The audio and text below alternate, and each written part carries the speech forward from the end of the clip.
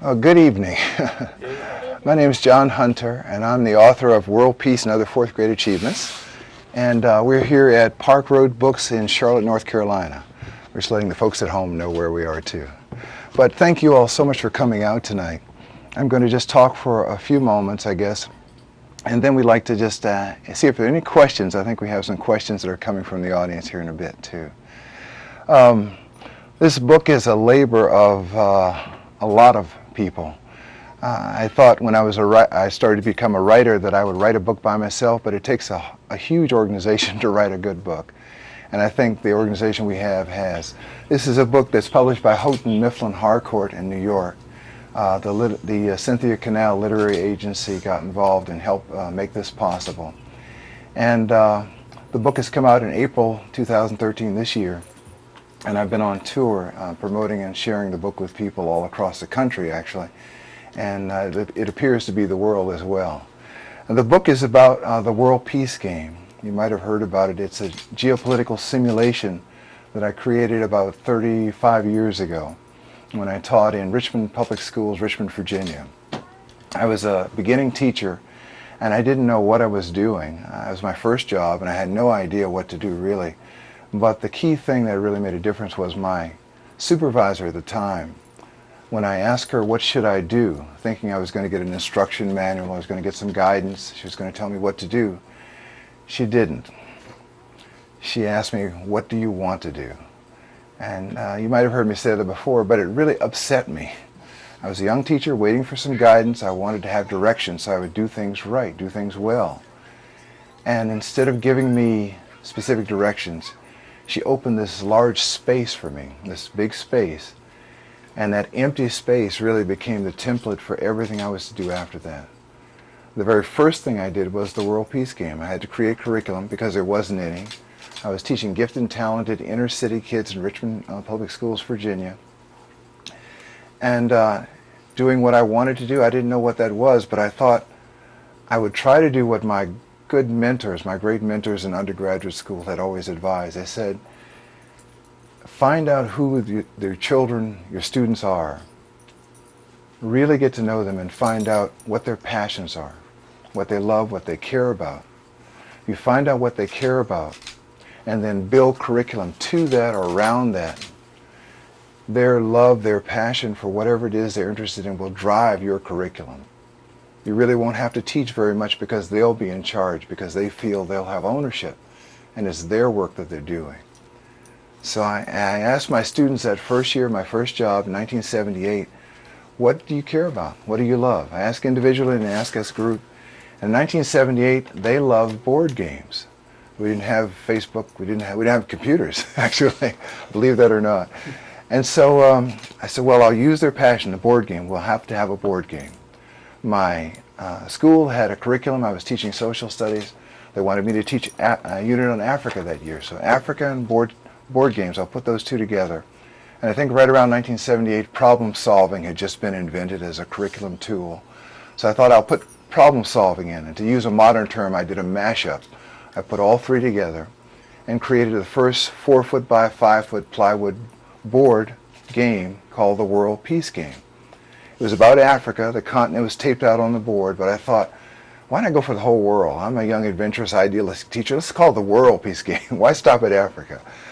So I thought to challenge them in problem solving, I would take the problems of the continent and divide them up among the students and divide the students into country teams. The objective was to solve the problems, and let's make it more interesting. Let's ask them to actually improve all the countries at the same time. So that was a double challenge. But they rose to the challenge, these ninth graders, and we've been playing the game ever since 1978. At first I used a real country, but later on I stopped using real countries. I started to use fictional countries because I found out the students were bogging down. They were not winning the game very well after a few years. I didn't know why. And I questioned them, and finally it came to light, you know, the real countries, we just sort of look at the newspaper and ask our parents, and we take their suggestions and do what they do. It's real problems, real world, and of course they weren't solving them. So we took out the real countries and kept the real problems and modified them so they were appropriate and kept going. And today the World Peace Game, from its 4-foot by 5-foot plywood board on the floor, is a 4-foot by 4-foot by 4-foot plexiglass tower. It towers over most of my 4th graders, my 9-year-olds, in Albemarle County, Virginia, where I teach these days, 4th graders. And this tower emulates our Earth. There are 4 layers. There are 4 4-by-4 quarter-inch sheets of plexiglass stacked and arranged one above the other to make a tower, space in between each layer, horizontally.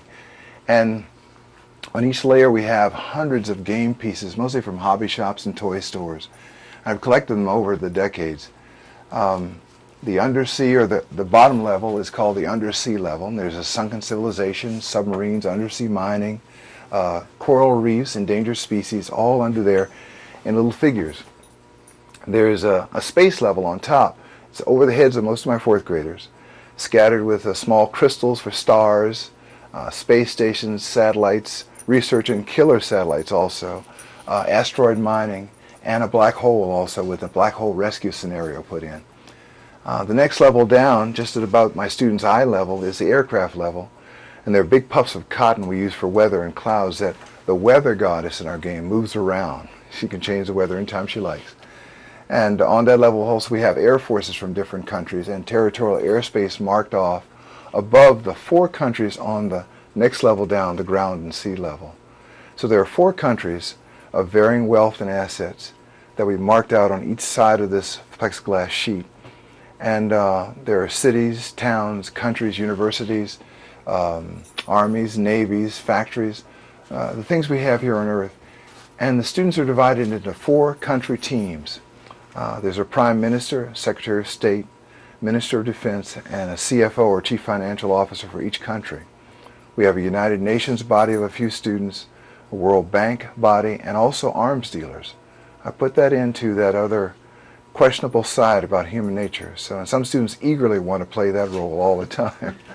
And I said we have a weather goddess who handles a random stock market and random events that happen. She determines the severity or extent of emergencies or good fortune. And we also have a saboteur. This is not always, but sometimes it's a student that's always in the office in trouble. That student is my best student. That's a student I want to use that student's skill set, shall we say. So I asked that student, would you please use your ability to get in trouble so much and cause so much disruption to the good of the game and the good of all the other students playing? And they jump at the chance. So that student has a twofold job. On one hand, they're playing their role in the World Peace Game, Prime Minister, Secretary of State, whatever it is, trying to win the game. There are 2 objectives: to solve all the crises and to raise every country's asset value beyond its starting point. They're trying to do that, that saboteur, confusion agent.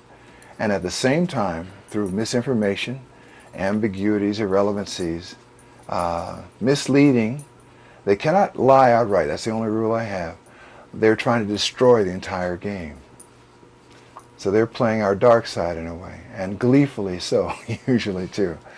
They're to remain in secret. We all know that person's there, but we don't know who it is. So it automatically, the knowledge of that person's existence forces everyone to have to consider more deeply everything that's said in the room, every nuance, every gesture, every line of thought.